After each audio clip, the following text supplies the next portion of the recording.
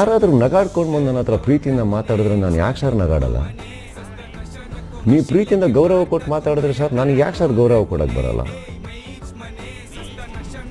ನಗು ನೀ ಹಾಗೆ ಸುಮ್ಮನೆ, ನಗು ಬೆಳಕಾಗಲಿ ಮನೆ, ಕಲ್ಲದೆಯಲ್ಲೋ ಕಾಮನ ಬಿಲ್ಲು ಮೂಡಿಸುವ ನಿನ್ನ ಗುಟ್ಟದೇನು ಹೇಳು, ಹೋಲಿಕೆಯೇ ಇಲ್ಲ ನಿನಗೆ ನೀನೇ ರೂಪಕ, ಅಮೃತವಲ್ಲಿ ಸಂಜೀವ ಬಳ್ಳಿ, ನಗು ನೀ ಹಾಗೆ ಸುಮ್ಮನೆ, ನಗು ಬೆಳಕಾಗಲಿ ಮನೆ ಅಂತ.